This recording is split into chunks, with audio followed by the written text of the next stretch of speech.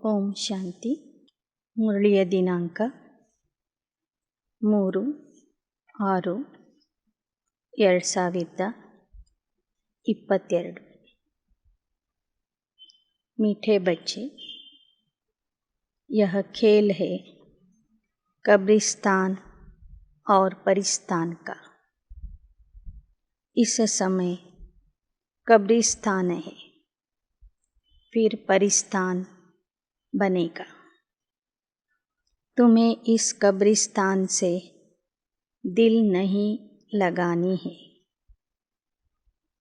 ಮಧುರ ಮಕ್ಕಳೇ, ಇದು ಕಬ್ರಿಸ್ತಾನ ಮತ್ತು ಪರಿಸ್ತಾನದ ಆಟ ಆಗಿದೆ. ಈ ಸಮಯದಲ್ಲಿ ಕಬ್ರಿಸ್ತಾನ ಇದೆ, ನಾಳೆ ಭವಿಷ್ಯದಲ್ಲಿ ಪರಿಸ್ತಾನ ಬರ್ತದೆ.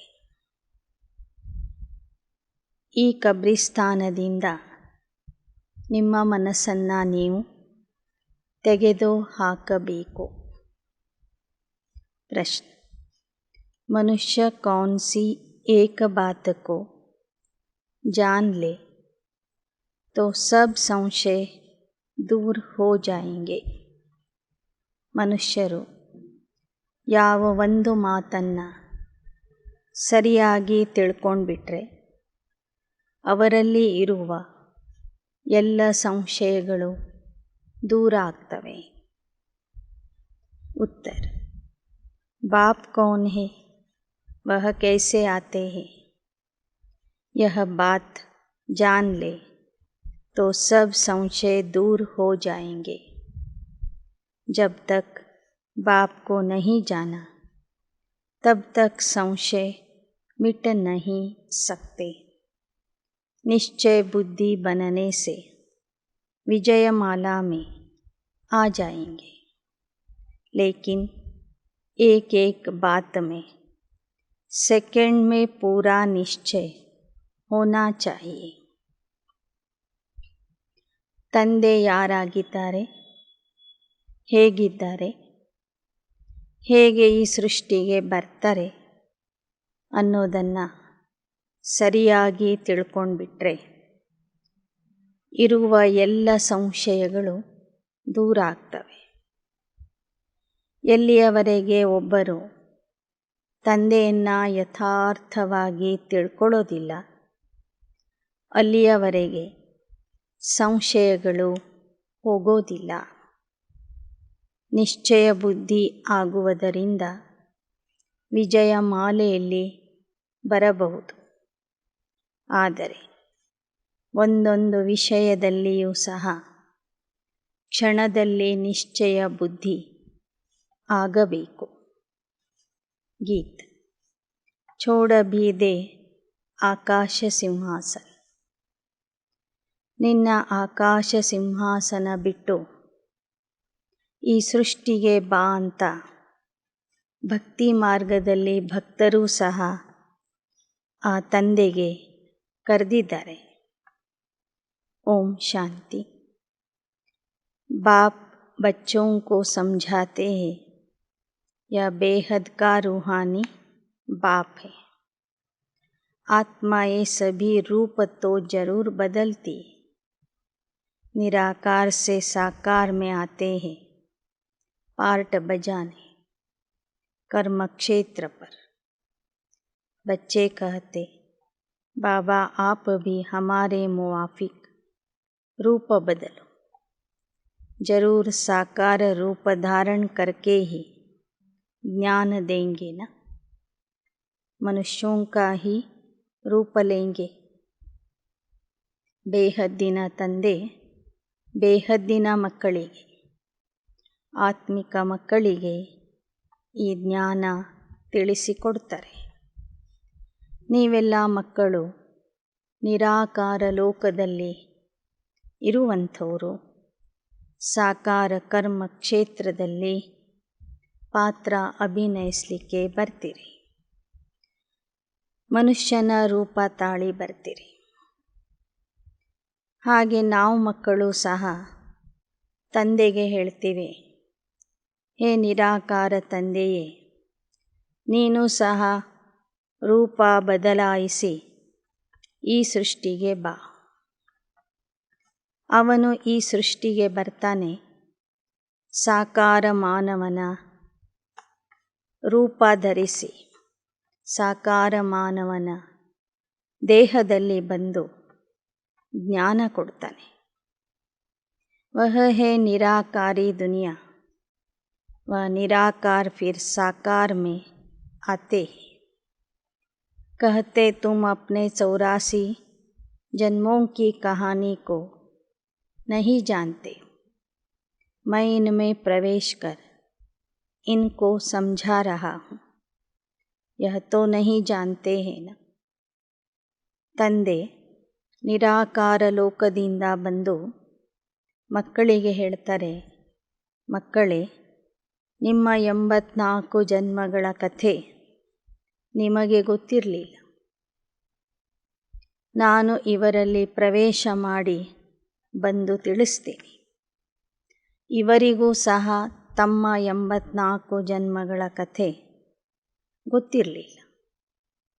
ಕೃಷ್ಣ सत्ययुग का प्रिंस है. इनको आना पड़ता है पतित दुनिया पतित शरीर में. कृष्ण गोरा था फिर काला कैसे हुआ, यह कोई नहीं जानते. ಬಾಬಾ ಹೇಳ್ತಾರೆ, ಶ್ರೀಕೃಷ್ಣ ಸತ್ಯಯುಗದ ರಾಜಕುಮಾರ. ಅವನ ದೇಹದಲ್ಲಿ ನಾನು ಬರೋದಿಲ್ಲ.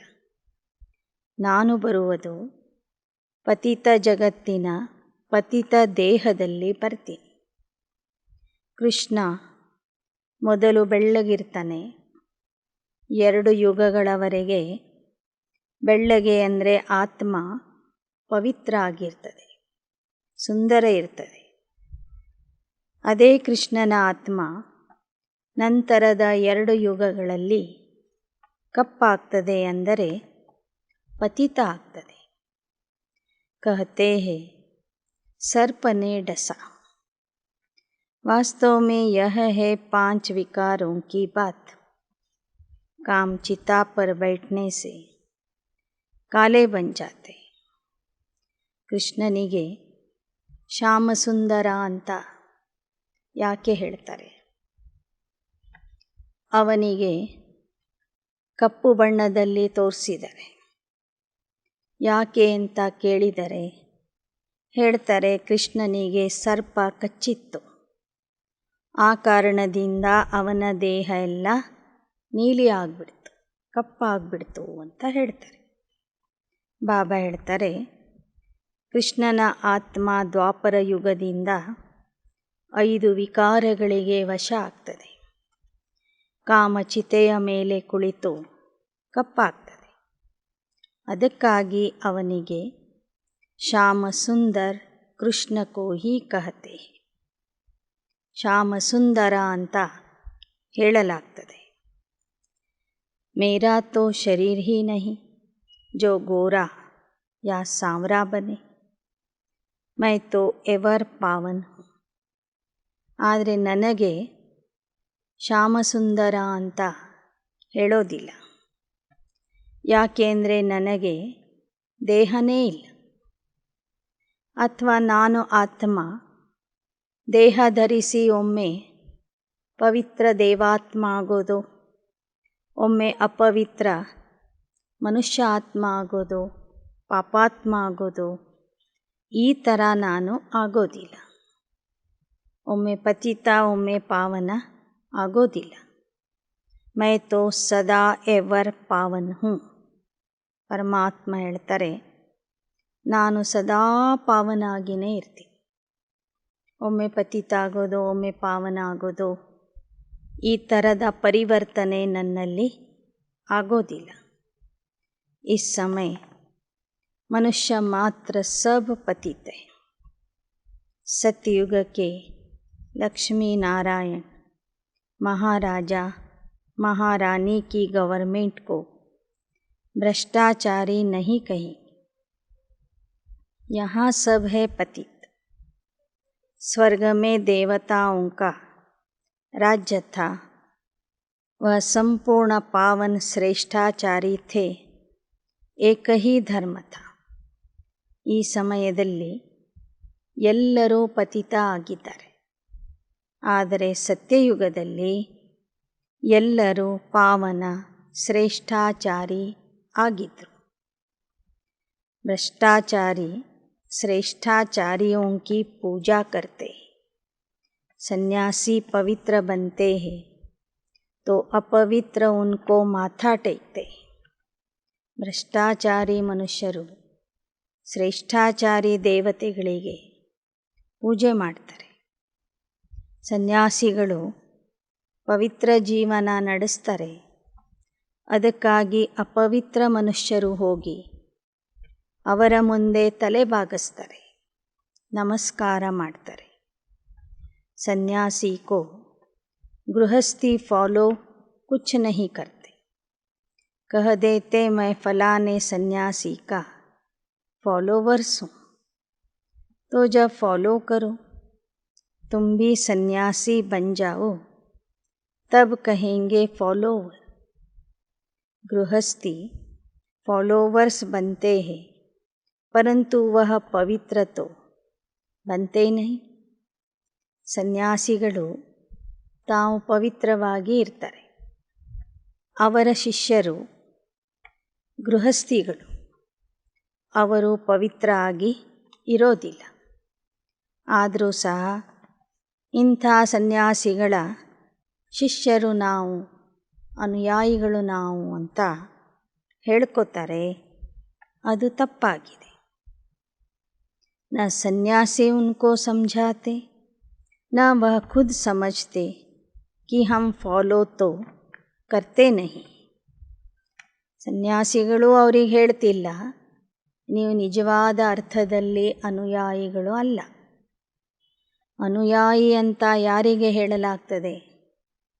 ಯಾರು ಗುರುಗಳ ಅನುಕರಣೆ ಮಾಡ್ತಾರೋ ಅವರು ಅನುಯಾಯಿಗಳು. ಗುರುಗಳು ನೋಡಿದರೆ ಸನ್ಯಾಸಿಗಳು, ಅನುಯಾಯಿಗಳು ನೋಡಿದರೆ ಸಂಸಾರಿಗಳು. ಅಂದ ಮೇಲೆ ಆ ಸಂಸಾರಿಗಳು ಸನ್ಯಾಸಿ ಗುರುಗಳನ್ನು ಅನುಕರಣೆ ಮಾಡ್ತಿಲ್ಲ. ಆದರೆ ಈ ವಿಚಾರ ಸನ್ಯಾಸಿಗಳು ತಮ್ಮ ಶಿಷ್ಯರಿಗೆ ಹೇಳೋದಿಲ್ಲ. ಹೇಳಿದರೆ ಶಿಷ್ಯರು ಅವರ ಹತ್ರನೇ ಹೋಗೋದಿಲ್ಲ. ಅದಕ್ಕಾಗಿ ಗುರುಗಳೂ ಹೇಳ್ತಿಲ್ಲ, ಅನುಯಾಯಿಗಳು ತಿಳ್ಕೊಳ್ತಿಲ್ಲ ನಾವು ನಿಜವಾದ ಅನುಯಾಯಿಗಳು ಅಲ್ಲ ಅನ್ನೋದು. ಲೇಕಿನ್ ಯಹಾ ಪೂರಾ ಫಾಲೋ ಕರ್ನಾ ಹೇ ಮಾತಾ ಪಿತಾ. ಆದರೆ ಇಲ್ಲಿ ಮಾತ್ರ ನೀವು ಮಕ್ಕಳು ಅಂತ ಹೇಳ್ಕೊತೀರಿ ಅಂದ ಮೇಲೆ ಮಾತಾ ಪಿತಾ ಇಬ್ಬರನ್ನೂ ಸಹ ನೀವು ಅನುಕರಣೆ ಮಾಡಬೇಕು. ಗಾಯಾ ಜಾತಾ ಹೇ ಫಾಲೋ ಫಾದರ್ ಮದರ್ और संग बुद्धि योग तोड़ना है. सभी देहधारियों से बुद्धि योग तोड़ मुझे एक बाप से जोड़ो तो बाप के पास पहुँच जाएंगे. ಇಲ್ಲಿ ಮಾತ್ರ ನೀವು ನಿಮ್ಮ ಮಾತಾ ಪಿತಾ ಬ್ರಹ್ಮ ಬಾಬಾ ಮತ್ತು ಜಗದಂಬಾ ಸರಸ್ವತಿಯವರನ್ನು ಸಂಪೂರ್ಣವಾಗಿ ಅನುಕರಣೆ ಮಾಡಬೇಕು. ಅದಕ್ಕಾಗಿ ಬಾಬಾ ಹೇಳ್ತಾರೆ, ಅನ್ಯರಿಂದ ಬುದ್ಧಿಯೋಗವನ್ನು ತೆಗೆದುಹಾಕಿ ಒಬ್ಬ ನನ್ನ ಜೊತೆಗೆ ಬುದ್ಧಿಯೋಗವನ್ನು ಜೋಡಿಸಿರಿ. ಹೇಗೆ ಮಮ್ಮ ಬಾಬಾ ನಿರಂತರವಾಗಿ ಆ ಶಿವತಂದೆಗೆ ನೆನಪು ಮಾಡ್ತಿದ್ರು, ಹಾಗೆ ನೀವು ಸಹ ಅವರಂತೆ ನಿರಂತರವಾಗಿ ನನ್ನೊಬ್ಬನನ್ನೇ ನೆನಪು ಮಾಡಿರಿ. ಆಗ ಮಾತ್ರ ನೀವು ಸತ್ಯಯುಗಕ್ಕೆ ಬರ್ತೀರಿ. ತುಮ್ ಆಲ್ರೌಂಡ್ ಪಾತ್ರಧಾರಿ ಹೋ, ऑलराउंडर हो. 84 जन्म लेते हो. हमारा आदि से अंत्य तक ऑलराउंड पार्ट चलता है. दूसरे धर्म वाले का आदि से अंत्य तक पार्ट नहीं चलता है. ಆದಿ ಸನಾತನ್ ಹೈ ಹಿ ಏಕ ದೇವತಾ ಧರ್ಮ. ಬಾಬಾ ಹೇಳ್ತಾರೆ, ಈ ನಾಟಕದ ಆದಿಯಿಂದ ಕೊನೆಯವರೆಗೂ ಪಾತ್ರ ಮಾಡುವಂತಹ ಸರ್ವತೋಮುಖಿ ಪಾತ್ರಧಾರಿಗಳು ನಾವಾಗಿದ್ದೀವಿ. ಅಂದರೆ ದೇವತಾ ಧರ್ಮದವರು ಆಗಿದ್ದಾರೆ. ಅನ್ಯ ಧರ್ಮದವರ ಪಾತ್ರ ಆದಿಯಿಂದ ಅಂತ್ಯದವರೆಗೆ ನಡೆಯೋದಿಲ್ಲ. अब तुम जानते हो हम ऑल राउंड 84 जन्मों का चक्कर लगाते, बाद में आने वाले तो ऑल राउंड हो ना सके. यह समझ की बात है, बाप के सिवाय कोई समझा न सके. ನೀವು ಮಾತ್ರ ಇಡೀ ಚಕ್ರದಲ್ಲಿ ಆದಿಯಿಂದ ಕೊನೆಯವರೆಗೂ ಪಾತ್ರ ಮಾಡ್ತೀರಿ. ತಡವಾಗಿ ಬರುವಂಥವರು ಸರ್ವತೋಮುಖಿ ಪಾತ್ರ ಮಾಡೋದಿಲ್ಲ. ಈ ವಿಚಾರ ತಂದೆಯ ವಿನಃ ನಿಮಗೆ ಯಾರೂ ಹೇಳಿಲ್ಲ, ಹೇಳೋದೂ ಇಲ್ಲ. आधा कल्प सूर्यवंशी चंद्रवंशी राज्य चलता. अभी यह बहुत छोटा सा संगम युग है, इसको कुंभ भी कहते हैं. ಬಾಬಾ ಹೇಳ್ತಾರೆ, ಅರ್ಧ ಕಲ್ಪ ಸೂರ್ಯವಂಶಿ ಚಂದ್ರವಂಶಿಗಳ ರಾಜ್ಯ ನಡೀತದೆ. ನಂತರ ವೈಶ್ಯವಂಶಿ ಶೂದ್ರವಂಶಿಗಳು ಬರ್ತಾರೆ. ಕೊನೆಗೆ ಈ ಚಿಕ್ಕದಾದಂತಹ ಸಂಗಮ ಯುಗ ಬರ್ತದೆ. ಈ ಸಂಗಮ ಯುಗಕ್ಕೆ ಕುಂಭ ಅಂತನೂ ಹೇಳಲಾಗ್ತದೆ. यहाँ परमात्मा आकर पतितों को पावन बनाते हैं. ಈ ಸಂಗಮ ಯುಗ ಬಹಳ ಮಹತ್ವದ್ದಾಗಿದೆ. ಏಕೆಂದರೆ ಈ ಯುಗದಲ್ಲಿ ಪರಮಾತ್ಮ ಬಂದು ಪತಿತರನ್ನು ಪಾವನ ಮಾಡ್ತಾನೆ. बाप से मिलने के लिए कितना भटकते रहते हैं. यज्ञ, दान, पुण्य, जप, तप आदि करते रहते. फ़ायदा कुछ भी नहीं. ತಂದೆಯನ್ನು ಹುಡುಕೋದಕ್ಕಾಗಿ, ತಂದೆಯನ್ನು ಪಡ್ಕೊಳ್ಳೋದಕ್ಕಾಗಿ ಭಕ್ತರು ಎಷ್ಟೆಲ್ಲ ಭಕ್ತಿ ಮಾಡ್ತಾರೆ. ಯಜ್ಞ, ಜಪ, ತಪ, ದಾನ, ಪುಣ್ಯ ಈ ಥರ ಅಲಿತಾನೇ ಇರ್ತಾರೆ. फ़ायदा कुछ भी नहीं. अब तुम भटकने से छूट गए. वह है भक्ति कांड, यह है ಜ್ಞಾನ ಕಾಂಡ. ಆ ಅಲೆದಾಟದಿಂದ ನೀವು ಮುಕ್ತ ಆಗಿದ್ದೀರಿ. ಅದು ಭಕ್ತಿಯ ಅಧ್ಯಾಯ ಆಗಿತ್ತು, ಇದು ಜ್ಞಾನದ अध्याय आಗಿದೆ. यह ज्ञान मार्ग इस समय तुमको पुरानी दुनिया से वैराग्य दिलाते. इसलिए तुम्हारा यह है बेहद का वैराग्य, क्योंकि तुम जानते हो यह सारी दुनिया कब्रिस्तान होनी. ಬಾಬಾ ಹೇಳ್ತಾರೆ, ಈ ಜ್ಞಾನ ಮಾರ್ಗಕ್ಕೆ ಬಂದಾಗ ನಿಮಗೆ ಹಳೆ ಪ್ರಪಂಚದ ಮೇಲೆ ವೈರಾಗ್ಯ ಬರ್ತದೆ. ಏಕೆಂದರೆ ನಿಮಗೆ ತಿಳಿತದೆ ಈ ಜಗತ್ತು ಈಗ ನಾಶ ಆಗಲಿದೆ. ಇದು ಸ್ಮಶಾನ ಭೂಮಿಯಾಗಿದೆ, ಕಬ್ರಿಸ್ತಾನ ಆಗಿದೆ. यह खेल है कब्रिस्तान और परिस्थान का. बाप परिस्थान स्थापन करते जिसको याद करते. रावण को कोई याद नहीं करते. मुख्य एक बात समझने से फिर सब संशय मिट जाएंगे. ಇದು ಕಬ್ರಿಸ್ತಾನ ಮತ್ತು ಪರಿಸ್ಥಾನದ ಆಟ ಆಗಿದೆ. ಸಂಗಮ ಯುಗದಲ್ಲಿ ಪರಮಾತ್ಮ ಬಂದು ಪರಿಸ್ಥಾನದ ಸ್ಥಾಪನೆ ಮಾಡ್ತಾರೆ. ಆ ಪರಿಸ್ಥಾನ ಅಥವಾ ಸ್ವರ್ಗವನ್ನು ಎಲ್ಲರೂ ನೆನಪು ಮಾಡ್ತಾರೆ. ಆದರೆ ಕಬ್ರಿಸ್ತಾನ ಅಥವಾ ರಾವಣನನ್ನು ಯಾರೂ ನೆನಪು ಮಾಡೋದಿಲ್ಲ. मुख्य एक बात समझने से सब संशय मिट जाएंगे. जब तक पहले बाप को नहीं जाना है तो संशय बुद्धि ही रहेंगे. ಮುಖ್ಯವಾದಂಥ ಒಂದು ವಿಚಾರ ಅಂದರೆ ಪರಮಾತ್ಮನನ್ನು ತಿಳ್ಕೊಳ್ಳುವಂಥದ್ದು.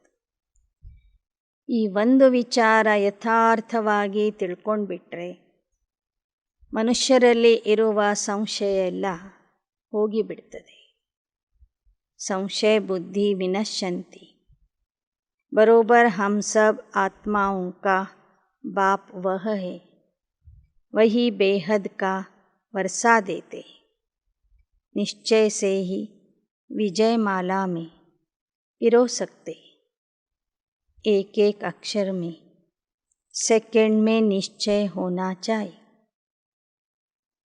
ಪರಮಾತ್ಮ ಒಬ್ಬನೇ ಇದ್ದಾನೆ, ಅವನೇ ನಮಗೆ ತಂದೆ ಆಗಿದ್ದಾನೆ ಎಂಬ ನಿಶ್ಚಯ ಯಾರಲ್ಲಿ ಬರ್ತದೋ ಅವರೇ ವಿಜಯಮಾಲೆಯ ಮಣಿಗಳಾಗಿ ಬರ್ತಾರೆ.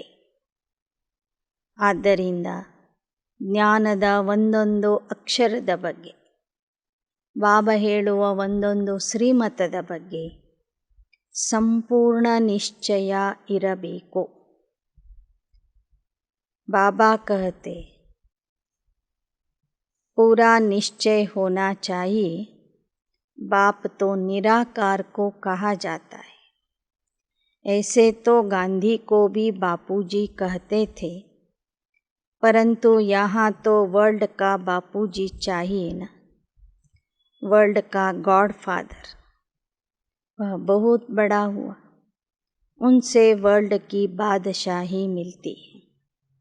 ಭಾರತದಲ್ಲಿ ಮಹಾತ್ಮ ಗಾಂಧೀಜಿಯವರಿಗೆ ಭಾರತದ ಬಾಪೂಜಿ ಅಂತ ಹೇಳ್ತಿದ್ರು, ರಾಷ್ಟ್ರಪಿತ ಅಂತ ಹೇಳ್ತಿದ್ರು. ಆದರೆ ಬಾಬಾ ಹೇಳ್ತಾರೆ, ರಾಷ್ಟ್ರಪಿತನಕ್ಕಿಂತಲೂ ದೊಡ್ಡವನು ವಿಶ್ವಪಿತ. ವಿಶ್ವಪಿತ ಯಾರು ಅಂದರೆ ಆ ಪರಮಾತ್ಮ. ಅವನೇ ಬಂದು ಬ್ರಹ್ಮದ್ವಾರ ಸ್ಥಾಪನಾ ಕರ್ತೆ. उनसे वर्ल्ड की बादशाही मिलती. ವಿಶ್ವಪಿತ ತಂದೆ ಬಂದು ಬ್ರಹ್ಮರವರ ಮೂಲಕ ಸ್ವರ್ಗದ ಸ್ಥಾಪನೆ ಮಾಡ್ತಾರೆ. ಆ ಸ್ವರ್ಗದ ಆಸ್ತಿ ನಿಮಗೆ ಸಿಗ್ತದೆ. तुम विष्णु के राज्य को जानते हो, हम ही उस विश्व के मालिक थे. ಬಾಬಾ ಹೇಳ್ತಾರೆ, ವಿಷ್ಣುವಿನ ರಾಜ್ಯ ಯಾವಾಗ ಹೇಗೆ ಇರ್ತದೆ ಅಂತನೂ ನಿಮಗೆ ಬಾಬಾ ತಿಳಿಸಿಕೊಟ್ಟು. ಈಗ ಬ್ರಹ್ಮರವರ ಮೂಲಕ ವಿಷ್ಣುವಿನ ರಾಜ್ಯದ ಸ್ಥಾಪನೆ ಶಿವ ಬಾಬಾ ಮಾಡ್ತಾ ಇದ್ದಾರೆ. ಆ ವಿಷ್ಣುಪುರಿಗೆ ನಾವೇ ಮಾಲೀಕರಾಗಿರ್ತೀವಿ. ಬಾಪ್ ಕಹತೆ ಇಸ್ ಮೇರೆ ಜ್ಞಾನ ಯಜ್ಞ ಮೇ विघ्न बहुत पड़ेंगे. यह रुद्र ज्ञान यज्ञ है, इससे विनाश ज्वाला प्रज्वलित होती है.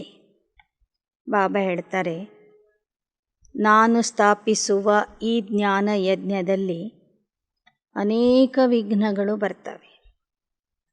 ಈ ರುದ್ರ ಜ್ಞಾನ ಯಜ್ಞದಿಂದಲೇ ವಿನಾಶ ಜ್ವಾಲೆ ಪ್ರಜ್ವಲಿತ ಆಗ್ತದೆ.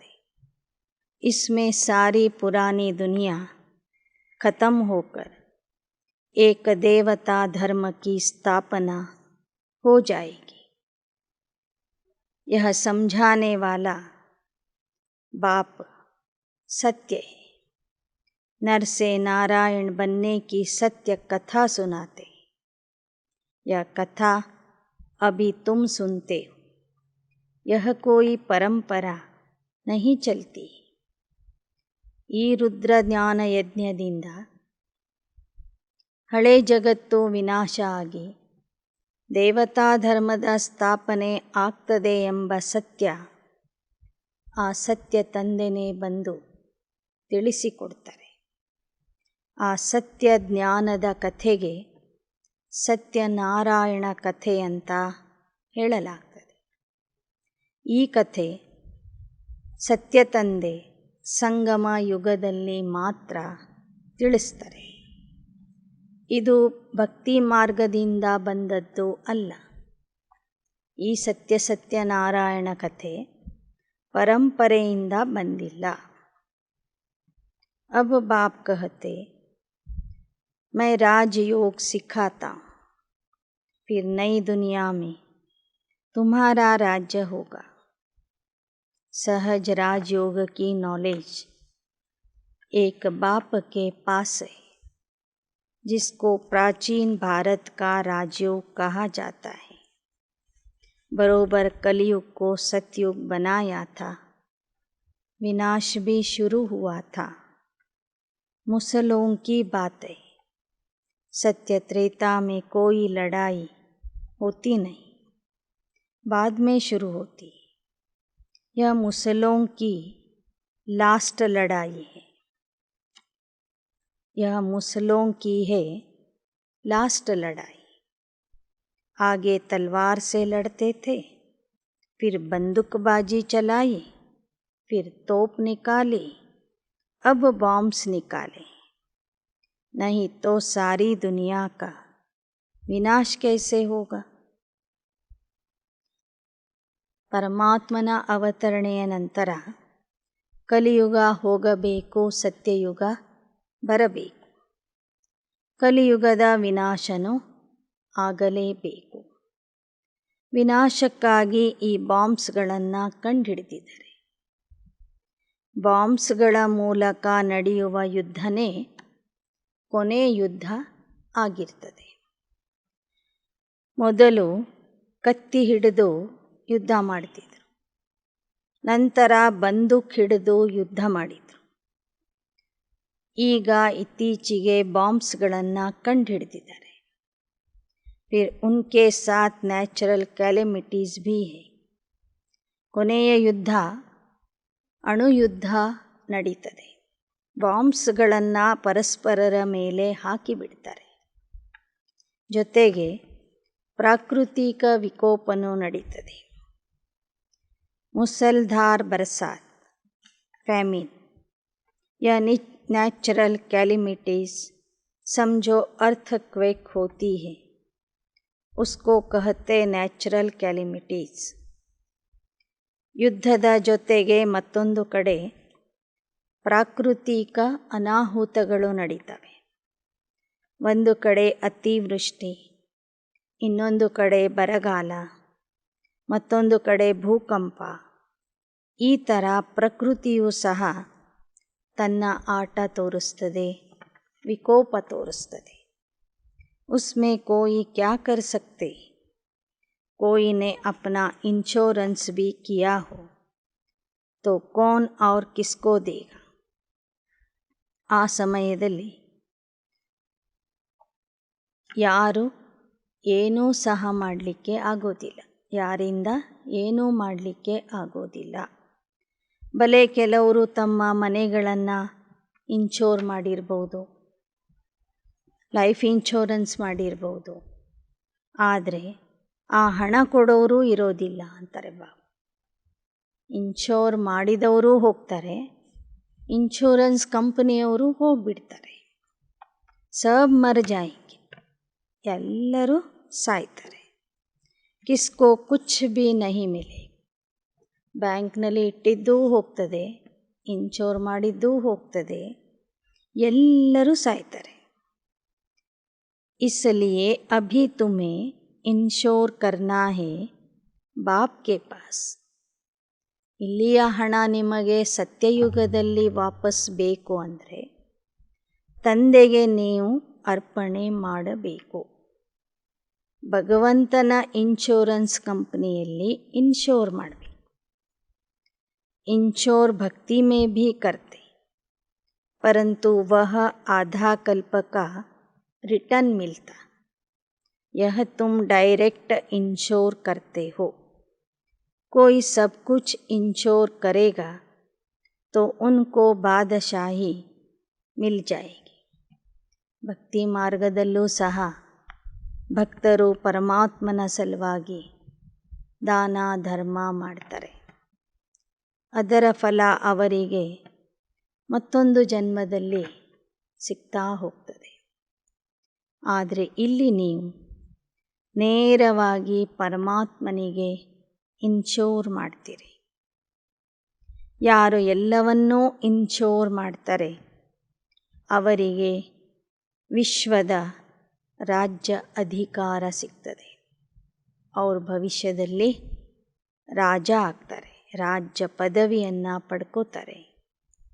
ಜೈಸೆ ಬಾಬಾ ಅಪ್ನಾ ಬತ್ಲಾತೆ ಹೇ ಸಬ್ ಕುಛ್ ದೇ ದಿಯಾ,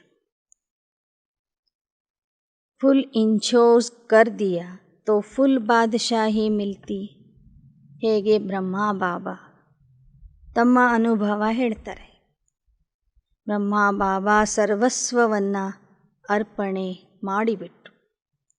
ಹೀಗಾಗಿ ಅವರಿಗೆ ಸತ್ಯಯುಗದ ನಂಬರ್ 1 ಸ್ಥಾನ ಸಿಕ್ತು. ಬಾಕಿ ಯಹ ದುನಿಯಾ ಹಿ ಖತಮ್ ಹೋ ಜಾತಿ, ಯಹ ಹೇ ಮೃತ್ಯು ಲೋಕ. ಯಾರು ಸಂಗಮ ಯುಗದಲ್ಲಿ ಸಂಪೂರ್ಣ ಸ್ವಾಹ ಮಾಡ್ತಾರೆ ಅವರಿಗೆ ಸಂಪೂರ್ಣ ಆಸ್ತಿ ಸಿಗ್ತದೆ. ಏಕೆಂದರೆ ಈ ಜಗತ್ತೇ ಮುಂದೆ ನಾಶವಾಗಲಿದೆ. ಇದು ಮೃತ್ಯುಲೋಕ ಆಗಿದೆ. ಕಿನ್ಕಿ ದಬಿ ರಹೇಗಿ ಧೂಲ ಮೇ, ಕಿನ್ಕಿ ರಾಜಾ ಖಾಯ್. ಜಬ್ ಕಹಾ ಆಗ್ ಲಗ್ತಿ ಹೈ, ಆಫತ್ ಆತಿ ಹೈ, ತೋ ಚೋರ್ ಲೋಗ್ ಲೂಟ್ತೆ ಹೈ. ಕೊನೆಗೆ ಎಲ್ಲರ ಸಂಪತ್ತು ಮಣ್ಣು ಪಾಲು ಆಗಲಿದೆ. ಕೆಲವರದು ಕಳ್ಳರು ಬಂದು ಲೂಟಿ ಮಾಡೋರಿದ್ದಾರೆ, ಕೆಲವರದು ಸರ್ಕಾರ ದೋಚ್ಕೊಂಡು ಹೋಗ್ತದೆ. ನೀವು ನೋಡ್ತೀರಿ, ಎಲ್ಲಾದರೂ ಅಪಘಾತ ನಡೀತು ಅಂದರೆ ಅನೇಕರು ಸಾಯ್ತಿರ್ತಾರೆ. ಅದೇ ಸಮಯದಲ್ಲಿ ಕಳ್ಳರು ಬಂದು ಅವರ ಹತ್ತಿರ ಇರುವ ಹಣ ಸಂಪತ್ತನ್ನೆಲ್ಲ ಲೂಟಿ ಮಾಡ್ತಾರೆ. ಯಹ ಸಮಯ ಹಿ ಅಂತ ಕಾ ಹೈ, ಇಸ್ಲಿಯೇ ಬಾಪ್ ಕೋ ಯಾದ್ ಕರ್ನಾ ಹೈ, ಮದದ್ ಕರ್ನಿ. ಇದು ಅಂತಿಮ ಸಮಯ ಆಗಿರೋದ್ರಿಂದ ಈ ಸಮಯದಲ್ಲಿ ನೀವು ತಂದೆಯನ್ನು ನೆನಪು ಮಾಡಬೇಕು, ತಂದೆಯ ಕಾರ್ಯದಲ್ಲಿ ಸಹಾಯ ಮಾಡಬೇಕು. इस समय सब पतित है, वह पावन दुनिया स्थापन न कर सके. बाप को बुलाते हैं निराकारी दुनिया से आओ, आकर रूप धरो. बाप कहते मैं साकार में आया हूँ, रूप धरा है, परंतु हमेशा इसमें नहीं रह सकता. ಜನ ಅವನನ್ನು ಕರಿತಾ ಇದ್ದಾರೆ, ಹೇ ಪತಿತ ಪಾವನ, ನೀನು ಬೇರೆ ರೂಪ ಧರಿಸಿ ಈ ಸೃಷ್ಟಿಗೆ ಬಾ. ನೀನು ನಿರಾಕಾರ ಆಗಿದ್ದೀಯ, ಆದರೆ ರೂಪ ಬದಲಾಯಿಸಿ ಇಲ್ಲಿಗೆ ಬಾ ಅಂತ ಇವತ್ತಿಗೂ ಕರೀತಾ ಇದ್ದಾರೆ. ಭಕ್ತಿ ಮಾರ್ಗದಿಂದನೂ ಕರೀತಾ ಬಂದಿದ್ದಾರೆ. ಬಾಬಾ ಹೇಳ್ತಾರೆ, ಈಗ ನಾನು ರೂಪ ಬದಲಾಯಿಸಿ ಬಂದಿದ್ದೇನೆ, ಆದರೆ ಇವರ ದೇಹದಲ್ಲಿ ನಾನು 24 ಗಂಟೆ ಇರೋದಿಲ್ಲ.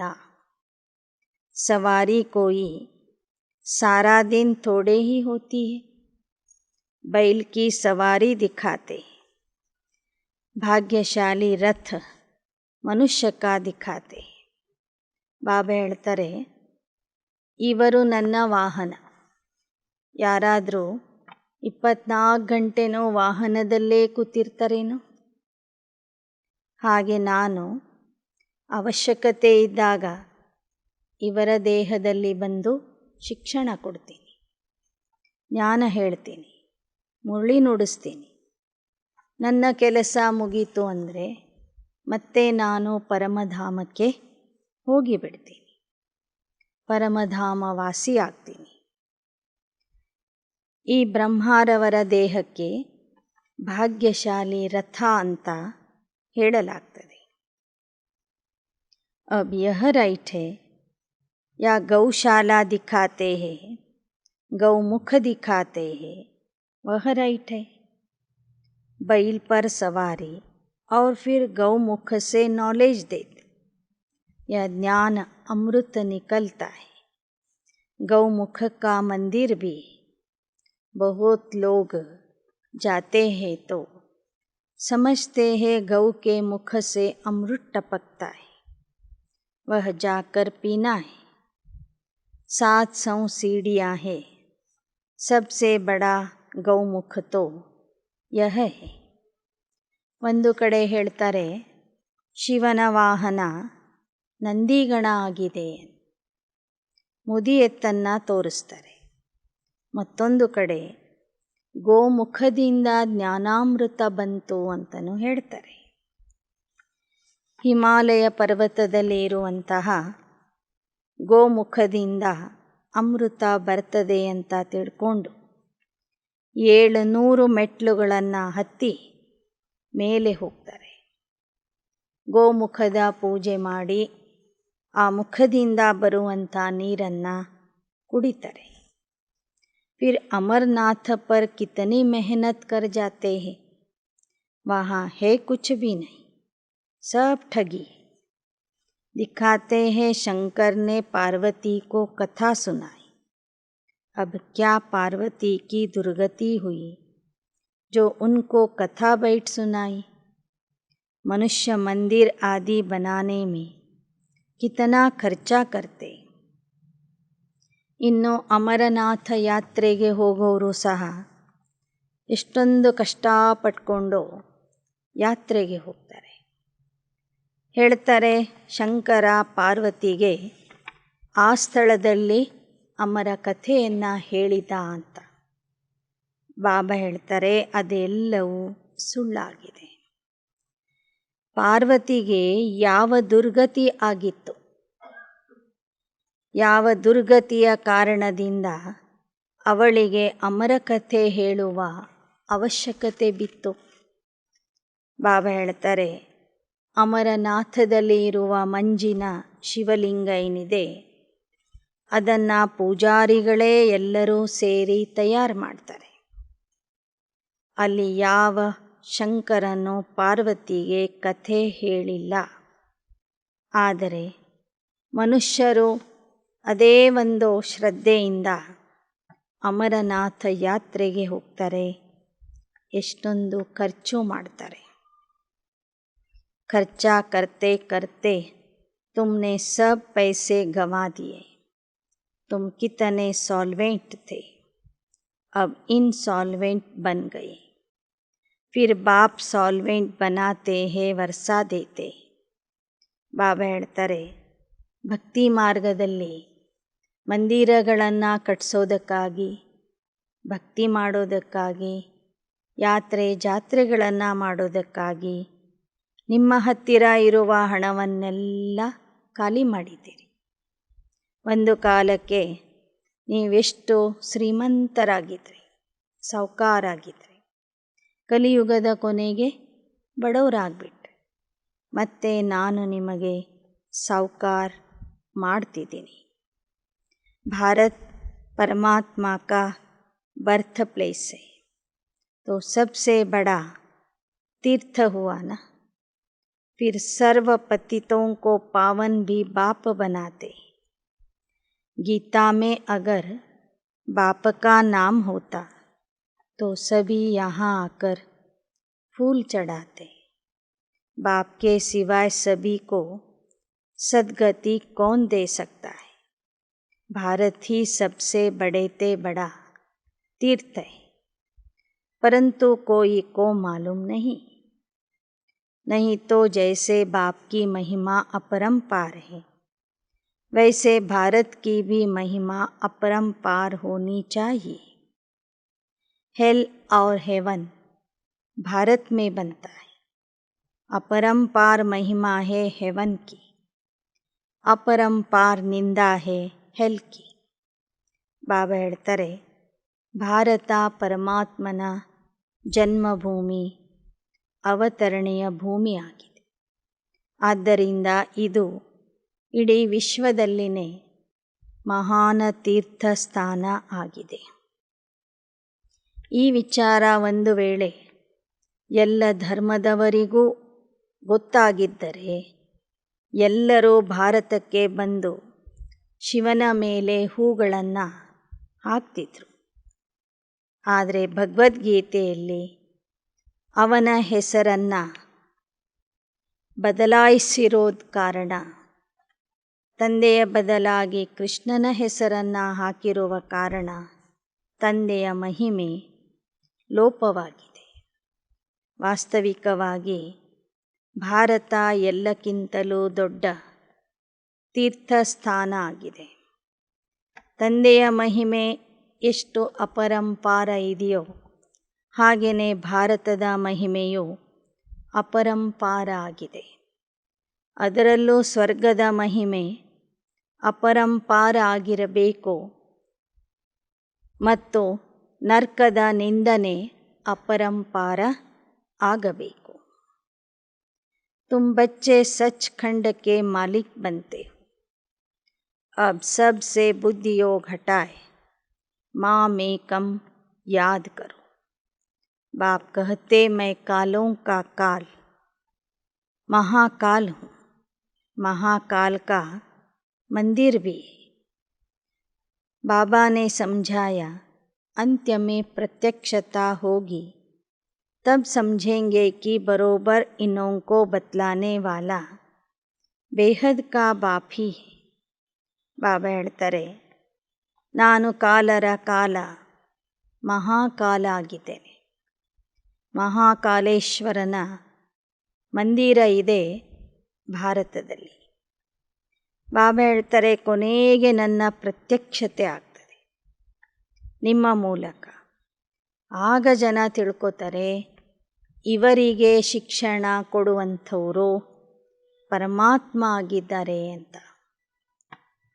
ಇಲ್ಲಿಯ ತನಕ ಪರಮಾತ್ಮನೇ ಇವರಿಗೆ ಶಿಕ್ಷಣ ಕೊಡ್ತಿದ್ರು. ಕಥಾ ಸುನಾನೆ ವಾಲೆ ಅಗರ್ ಅಬ್ ಕಹೆ कि गीता का भगवान कृष्ण नहीं शिव है तो सब कहेंगे इनको भी बीके का भूत लगा, इसलिए इन्हों का अभी टाइम नहीं है. ಕಥೆ ಹೇಳುವಂತಹ ಕಥಾಕಾರರು, ಪ್ರವಚನ ಮಾಡುವರು ಒಂದು ವೇಳೆ ಈಗಲೇ ಗೀತೆಯ ಭಗವಂತ ಕೃಷ್ಣ ಅಲ್ಲ ಶಿವ ಆಗಿದ್ದಾನೆ ಅಂತ ಹೇಳಿಬಿಟ್ರೆ ಜನ ಏನು ಮಾಡ್ತಾರೆ, ನಮ್ಮ ಗುರುಗಳಿಗೆ ಬ್ರಹ್ಮಕುಮಾರಿಯರ ಭೂತ ಹಿಡಿದಿದೆ ಅಂತ ಪ್ರಚಾರ ಮಾಡ್ತಾರೆ. ಅದಕ್ಕಾಗಿ ಆ ಎಲ್ಲ ಶಾಸ್ತ್ರಕಾರರು, ವಿದ್ವಾನ ಪಂಡಿತರು ಈಗಲೇ ಈ ಜ್ಞಾನ ತಿಳ್ಕೊಳ್ಳೋದಿಲ್ಲ. ಅವರು ಬರುವಂತಹ ಸಮಯನೇ ಬೇರೆ ಆಗಿದೆ. ಪಿಛಾಡಿಕೋ ಮಾನೆ, ಕೊನೆಗೆ ಅವರೆಲ್ಲರೂ ಸಹ ಇದನ್ನು ಒಪ್ಕೊಳ್ಳೋರಿದ್ದಾರೆ. ಅಭಿಮಾನ್ ಲೇವೆ ತೋ ಉನ್ಹೋಂ ಕಿ ಸಾರಿ ಗ್ರಾಹಕಿ ಚಲಿ ಜಾಯ್. ಒಂದು ವೇಳೆ ಈ ಎಲ್ಲ ಗುರುಗಳು, ವಿದ್ವಾನ್ ಪಂಡಿತರು, ಆಚಾರ್ಯರು ಈಗಲೇ ಈ ಜ್ಞಾನವನ್ನು ಕೇಳಿ ಒಪ್ಕೊಂಡ್ಬಿಟ್ರೆ ಅವರ ಅಂಗಡಿನೇ ನಿಂತು ಹೋಗ್ತದೆ. ಅವರ ಅಂಗಡಿ ನಡೆಯೋದಿಲ್ಲ, ಅಲ್ಲಿ ಯಾವ ಗ್ರಾಹಕರು ಬರೋದಿಲ್ಲ. ಅದಕ್ಕಾಗಿ ನಾಟಕದ ಅನುಸಾರ ಅವರ ಪಾತ್ರ ಕೊನೆಗಿದೆ ಅಂತ ಹೇಳ್ತಾರೆ ಬಾ. ಅಚ್ಚ ಮೀಠೆ ಮೀಠೆ ಸಿಕ್ಕಿಲ್ಲದೆ बच्चों प्रति माता पिता बाप दादा का याद प्यार और गुड मॉर्निंग. रूहानी बाप की रूहानी बच्चों को नमस्ते. रूहानी बच्चों की रूहानी बाप दादा को याद प्यार गुड मॉर्निंग और नमस्ते नमस्ते नमस्ते. धारणा के लिए मुख्य सार. और सब संग तोड़ माता पिता को पूरा फॉलो करना है। इस पुरानी दुनिया से बेहद का वैराग्य रख इसे भूल जाना है। अन्यರ ಸಂಗವನ್ನು ಬಿಟ್ಟು ಮಾತಾಪಿತರನ್ನ ಸಂಪೂರ್ಣ ಅನುಕರಣೆ ಮಾಡಬೇಕು. ಈ ಹಳೆ ಜಗತ್ತಿನ ಮೇಲೆ ನಿಮಗೆ ಸಂಪೂರ್ಣ ವೈರಾಗ್ಯ ಬರಬೇಕು. ಈ ಜಗತ್ತನ್ನು ನೀವು ಮರಿಬೇಕು. ಎರಡನೇದು, यह अंत्य का समय है। सब खत्म होने के पहले अपने पास जो कुछ है उसे इंश्योर कर भविष्य में फुल बादशाही का अधिकार लेना है. ಇದು ಅಂತಿಮ ಸಮಯ ಆಗಿದೆ. ಎಲ್ಲವೂ ನಾಶ ಆಗುವ ಮೊದಲೇ ನಿಮ್ಮ ಹತ್ತಿರ ಇರುವುದನ್ನು ತಂದೆಗೆ ಇನ್ಶೋರ್ ಮಾಡಿ ಭವಿಷ್ಯದಲ್ಲಿ ಸಂಪೂರ್ಣ ರಾಜ್ಯದ ಅಧಿಕಾರವನ್ನು ಪಡ್ಕೋಬೇಕು. वरदान, ब्राह्मण जीवन में सदा खुशी की खुराक खाने और खिलाने वाले श्रेष्ठ नसीबवान भव. ಬ್ರಾಹ್ಮಣ ಜೀವನದಲ್ಲಿ ಸದಾ ಖುಷಿಯ ಆಹಾರವನ್ನು ಸೇವಿಸುವ ಮತ್ತು ಅನ್ಯರಿಗೂ ಕೊಡುವ ಶ್ರೇಷ್ಠ ಅದೃಷ್ಟವಂತರು ಆಗಿರಿ. विश्व के मालिक के हम बालक सो मालिक है. इस ईश्वरीय नशे और खुशी में रहो. वाह मेरा श्रेष्ठ भाग्य. इसी खुशी के झूले में सदा झूलते रहो. सदा खुश नसीब भी हो और सदा खुशी की खुराक खाते खिलाते भी हो. औरों को भी खुशी का महादान देकर खुश नसीब बनाते हो. आपकी जीवन ही खुशी है. खुश रहना ही जीना है. यही ब्राह्मण जीवन का श्रेष्ठ वरदान है. ವಿಶ್ವದ ಮಾಲೀಕನ ಬಾಲಕರು ನಾವು ಸಹ ಬಾಲಕ ಸೋ ಮಾಲಿಕ್ ಆಗಿದ್ದೇವೆ ಎಂಬ ಈಶ್ವರಿಯ ನಶೆಯಲ್ಲಿ ಖುಷಿಯಲ್ಲಿ ಇರಬೇಕು. ವಾಹ ನನ್ನ ಶ್ರೇಷ್ಠ ಭಾಗ್ಯ ಎಂಬ ಖುಷಿಯ ಉಯ್ಯಾಲೆಯಲ್ಲಿ ಸದಾ ಆಡ್ತಾ ಇರಬೇಕು. ಸದಾ ಖುಷಿಯ ಆಹಾರ ಸೇವಿಸಬೇಕು. ಜನರಿಗೂ ಖುಷಿಯ ಆಹಾರ ಕೊಡಬೇಕು. ಖುಷಿಯ ಟಾನಿಕನ್ನು ತಾವು ಕುಡಿಬೇಕು, ಜನರಿಗೂ ಕೊಡಬೇಕು. ಖುಷಿಯ ಮಹಾದಾನ ಕೊಟ್ಟು ಸದಾ ಅದೃಷ್ಟವಾನ್ ಭಾಗ್ಯಶಾಲಿಗಳು ಆಗಬೇಕು. ನಿಮ್ಮ ಜೀವನನೇ ಖುಷಿಯಾಗಿದೆ. ಆದ್ದರಿಂದ ಸದಾ ಖುಷಿಯಲ್ಲಿ ಇರಬೇಕು. ಇದೇ ಬ್ರಾಹ್ಮಣ ಜೀವನದ ಶ್ರೇಷ್ಠ ವರದಾನ ಆಗಿದೆ. ಸದಾ ಸಂತುಷ್ಟ ಭವ ಎಂಬ ವರದಾನ ಸಂಗಮ ಯುಗದಲ್ಲಿ ಬಾಬಾ ಮಕ್ಕಳಿಗೆ ಕೊಟ್ಟಿದ್ದಾರೆ. ಏನೇ ಹೋದರೂ ಖುಷಿ ಹೋಗಬಾರದು ಅಂತನೂ ಹೇಳಿದ್ದಾರೆ. स्लोगन, हर परिस्थिति में सहनशील बनो तो मौज का अनुभव करते रहे. ಪ್ರತಿಯೊಂದು ಪರಿಸ್ಥಿತಿಯಲ್ಲಿ ಸಹನಶೀಲ ಆಗಿರಿ. ಆಗ ಮೋಜಿನ ಅನುಭವ ಮಾಡ್ತಾ ಇರ್ತೀರಿ. मातेश्वरी जी के अनमोल महावाक्य. अपना ईश्वरीय ज्ञान अपनी बुद्धि से निकला हुआ नहीं. सृष्टि का जो रचयिता है उस द्वारा सुना हुआ ज्ञान है. ಈ ಈಶ್ವರೀಯ ಜ್ಞಾನ ಏನಿದೆ ಇದು ನಮ್ಮ ಬುದ್ಧಿಯಿಂದ ಬಂದಿರುವಂಥ ಜ್ಞಾನ ಅಲ್ಲ. ಸೃಷ್ಟಿಯ ರಚಯಿತನಾದ ಪರಮಾತ್ಮ ಕೊಟ್ಟಿರುವ ज्ञान आಗಿದೆ. इसका अनुभव हमको प्रैक्टिकल में है. अनुभव से धारणा करते. ಇದರ ಅನುಭವ ಇಲ್ಲಿ ಬರುವಂಥ ಎಲ್ಲ ಮಕ್ಕಳಿಗೂ ಆಗಿದೆ. ಅನುಭವದ ಆಧಾರದಿಂದ ಆ ಜ್ಞಾನವನ್ನು ನಾವು ಧಾರಣೆ ಮಾಡಿಕೊಳ್ತಾ ಇದ್ದೀವಿ. अपने को स्वयं परमात्मा द्वारा मुख्य धारणा योग्य पॉइंट मिली हुई. मुख्य योग लगाना है, परंतु योग के पहले ज्ञान चाहिए. योग करने के लिए पहले ज्ञान क्यों कहते हैं? ಬಾಬಾ ಹೇಳ್ತಾರೆ, ನಮಗೆ ಧಾರಣೆ ಆಗಬೇಕು ಅಂದರೆ ಯೋಗ ಬೇಕು. ಯೋಗ ಹಿಡಿಸಬೇಕು ಅಂದರೆ ಜ್ಞಾನ ಬೇಕು. ಪಹಲೆ ಸೋಚನ ಸಮझना बाद में योग लगाना. ಮೊದಲು ನಾವು ತಿಳ್ಕೋಬೇಕು, ವಿಚಾರ ಮಾಡಬೇಕು, ನಂತರ ಯೋಗ ಮಾಡಬೇಕು. ಈ ಯೋಗಕ್ಕೆ ಆಧಾರನೇ ज्ञान आಗಿದೆ. इसलिए कहा जाता पहले समझ चाहिए, नहीं तो उल्टा कर्म चलेगा. इसलिए पहले ज्ञान जरूरी है. ज्ञान एक ऊंची स्टेज है जिसको जानने से बुद्धि भी ऊंच बन जाती है. ऊंचे ते ऊंचा परमात्मा हमको पढ़ाते.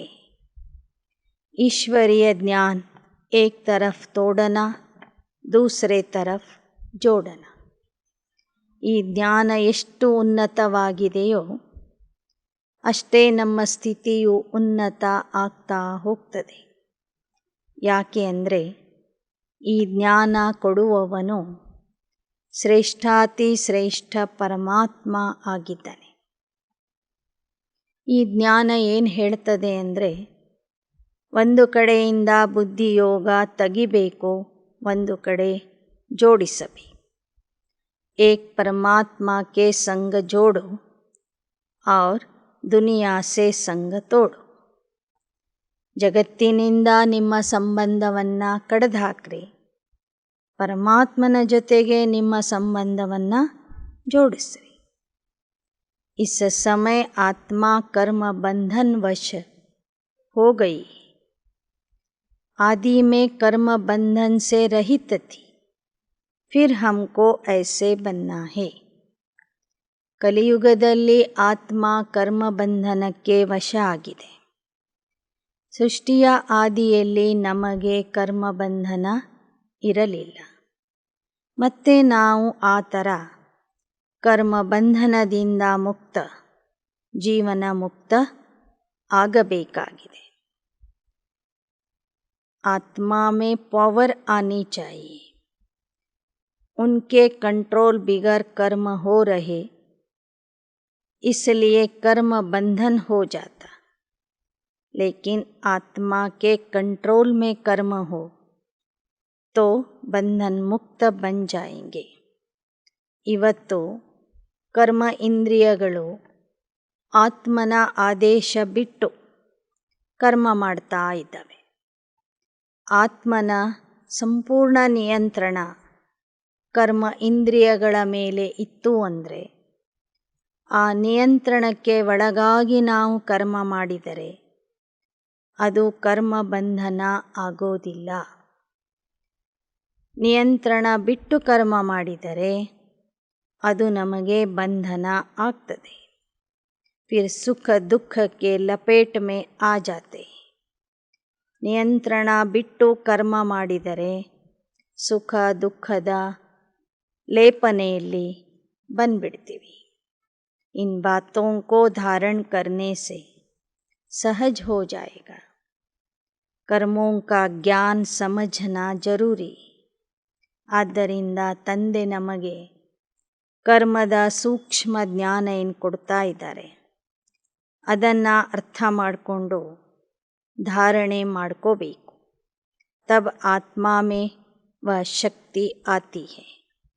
इस क्लास का मकसद यही, बाकी अपने को कोई वेद शास्त्र पढ़ डिग्री हासिल नहीं करनी, बल्कि इस ईश्वरीय ज्ञान से अपने को जीवन बनानी, जिस कारण ईश्वर से वो शक्ति लेनी.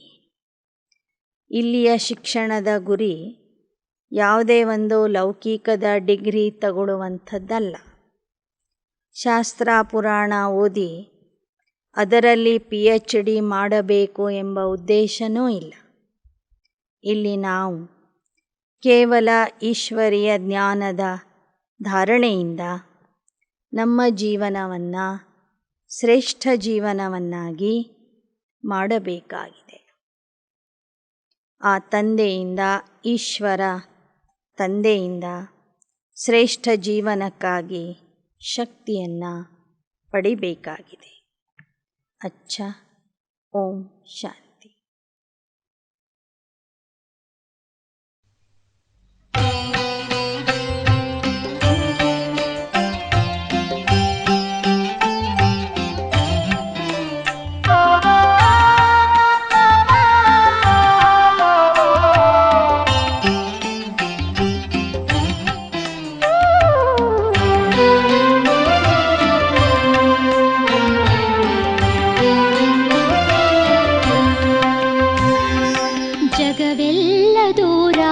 ಜೊತೆಯಾಗಿ ನೀನಿರಲು ಭಯವೇನು ಭಯವೇನು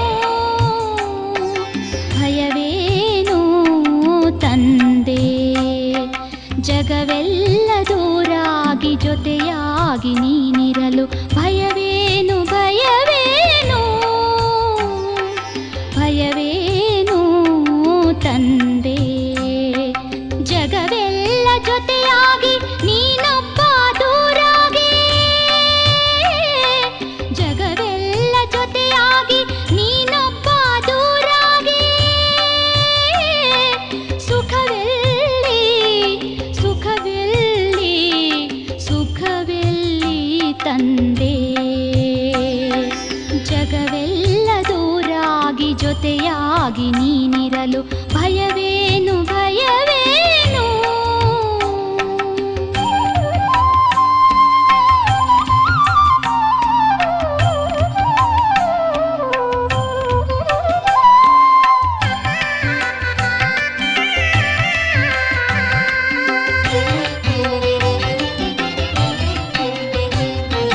ದಿನಕರನೆ ಜೊತೆಗಿರಲು ದೀಪದ ಬೆಳಕೇಕೆ, ಕಲ್ಪತರು ಜೊತೆಗಿರಲು ಅಲ್ಪರ ಹಂಗೇಕೆ.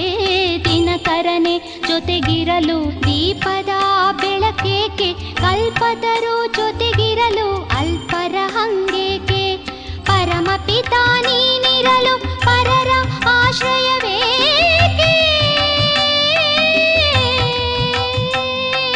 ಪರಮಪಿತ ನೀನಿರಲು ಪರರ ಆಶ್ರಯವೇಕೆ. ಶಿವಛತ್ರ ಛಾಯೆಯಲಿ ಮಾಯೆಯ ಭಯವೇಕೆ, ಶಿವಛತ್ರ ಛಾಯೆಯಲಿ ಸಂಬಂಧಿ ಶಿವನೊಬ್ಬ ನೀನಿರಲು ದೇಹಧಾರಿಗಳಲ್ಲಿ ಮೋಹ ಮಮತೆಗಳೇಕೆ. ಅವಿನಾಶಿ ಸಂಬಂಧಿ ಶಿವನೊಬ್ಬ ನೀನಿರಲು ದೇಹಧಾರಿಗಳಲ್ಲಿ ಮೋಹ ಮಮತೆಗಳೇಕೆ. ಪರಮಾತ್ಮ ಜೊತೆಗಿರಲು ಪರಮತದ ಭ್ರಮೆಯೇಕೆ,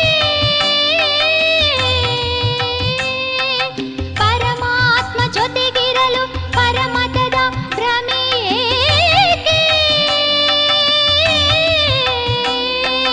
ಶಿವಸಿಂಧು ನೀನಿರಲು ಬಂಧನದ ಭಯವೇಕೆ, ಶಿವಸಿಂಧು ನೀನಿರಲು ಬಂಧನದ ಭಯವೇಕೆ. ಜಗವೆಲ್ಲ ದೂರಾಗಿ ಜೊತೆಯಾಗಿ ನೀನಿರಲು ಭಯವೇನು ಭಯವೇನು